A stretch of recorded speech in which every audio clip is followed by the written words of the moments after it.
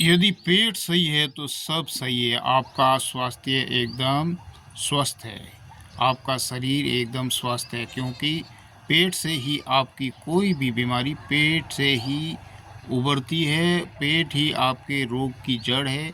और आपका पाचन तंत्र यदि सही नहीं होगा तो आपका रोग बढ़ने की संभावना ज़्यादा होगी। ये बात आपके मस्तिष्क में आ गई होगी, दिल और दिमाग में।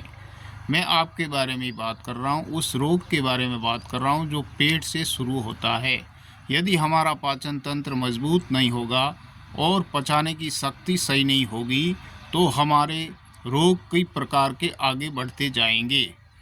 मैं पाचन तंत्र देखिए, हम मुख से जो भी खाना पीना भोजन वगैरह करते हैं वो आहार नाल से होते हुए और आपकी ओजरी कहते हैं ना, उसमें जाता है। उसमें पाचन होने की क्षमता होती है उसके अंदर, और वो पाचन यदि करके आगे छोटी आंत से बड़ी आंत में होते हुए गुद्दा द्वार तक जाता है। जो भी आप खाते हो उसमें यदि आप भोजन करने के बाद में तुरंत पानी पी लेते हो तो आपकी पाचन क्रिया कमज़ोर हो जाएगी।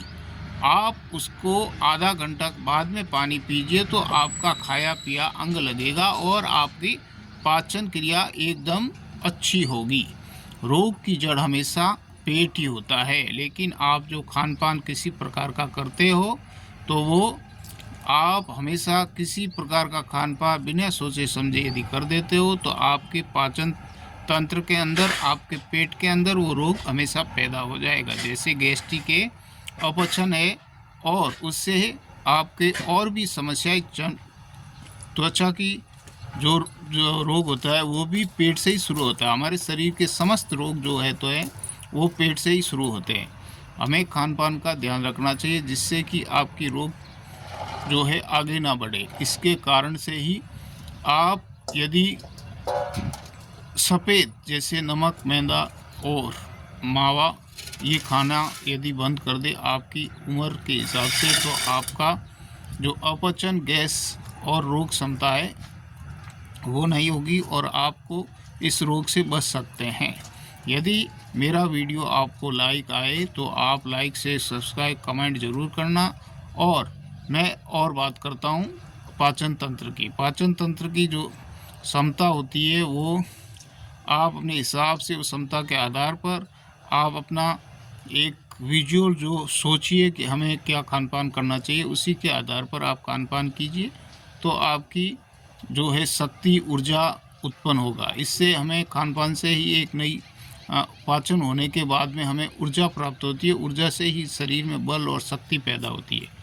तो हमें जो शक्तिवर्धक जो होता है वो ही खान पान करें ताकि आपके शरीर में एक ऊर्जा हमेशा के लिए बनी रहे और आपके मुंह पर एक ग्लोई और बना रहे। इसी आधार पर ही आप अपना खान पान कीजिए जिससे आपके पाचन तंत्र भी मजबूत रहे और आपके सोचने की क्षमता भी, आप यदि खान पान के आधार पर ही होती है।